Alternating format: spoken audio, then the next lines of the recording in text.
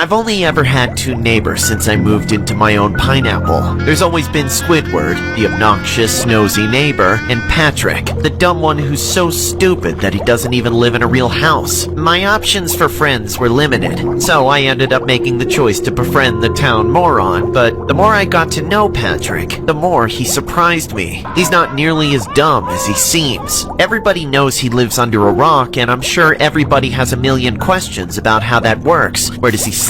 Where does he cook? Where does he go to the bathroom? Well, in reality, the answer to all that is connected to what's probably the biggest conspiracy in all of Bikini Bottom, and I'm involved in more than just covering it up. Patrick and I rolled together for years, which made everyone think I was just as stupid as him, but I'm not. I don't crap on my own floor and bury it in the sand like that filthy starfish, but in all this time I've known him, I've buried more than just a few hatchets alongside him. However, as time went on, I began to realize I couldn't keep hanging out with him. I was only ever his friend because nobody else would be my friend, and for that reason, I've been slowly creating distance. Unfortunately, that's a lot easier said than done. Recently, Patrick's been catching on to my game, and it's been upsetting him. Just the other night, I was deep asleep in bed when I was woken up by someone banging on my door.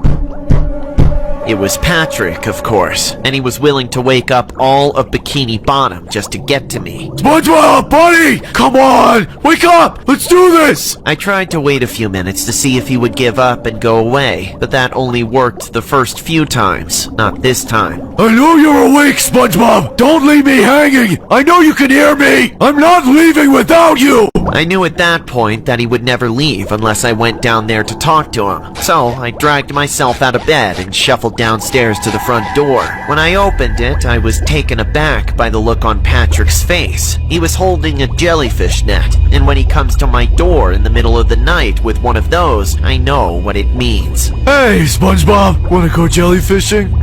No, Patrick, I can't. Yes, you can! Come on! What's stopping you? It's late, Pat. Can't we do this in the morning? No, Sponge. You know we can't. Listen to me. I don't want to do this nighttime jellyfishing anymore. I want to retire from it. How can you say that? We've got such a good thing going, and you're gonna make me go back to doing it myself? Look, I'm sorry, but I just don't think the late night jellyfishing life is for me anymore. I'm getting too old, Patrick. I have to focus on my career at the Krusty Krab.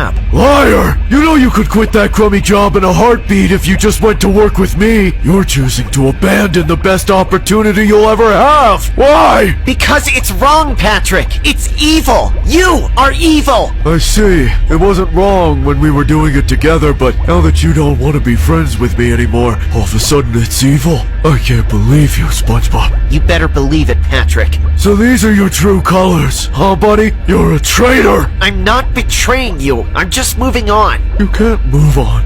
I won't let you. You better grab your net and come, or you're gonna realize how big of a mistake you're really making right now. Leave me alone or I'm calling the cops! I tried to slam the door in his face, but he wedged his foot underneath it and barged straight in. I then ran for my life as he chased me into my house. He was close behind me the whole time. Had he gotten a hold of me, he would have tried to kill me without a doubt. I'm sure he wouldn't have even hesitated either. But luckily, I was able to get around a corner and lose him by hiding someplace I knew he'd never seen me before. Oh, SpongeBob, where are you? Come out, wherever you are. I held my breath in silence for an eternity before he finally gave up and left. I waited to make sure he wasn't coming back. Then I crawled out from my hiding spot and went to my bedroom window to watch him head into town. You see, nighttime jellyfishing is nothing like regular jellyfishing. It doesn't take place in the fields, but on the streets of Bikini Bottom itself, and it doesn't have anything to do with jellyfish at all. A few hours later, Patrick returned with his net sagging with the bounty of a successful trip. The poor soul that he managed to capture, a bound and gagged fish that never saw it coming.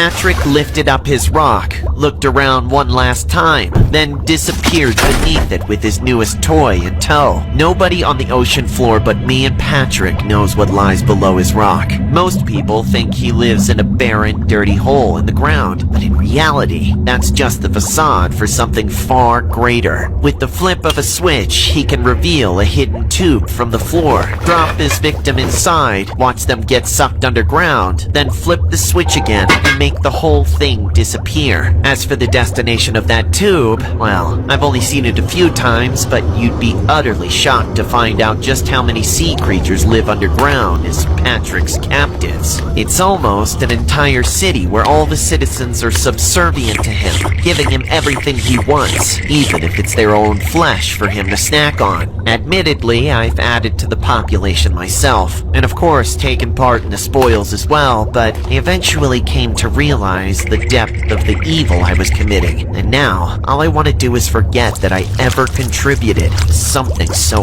awful.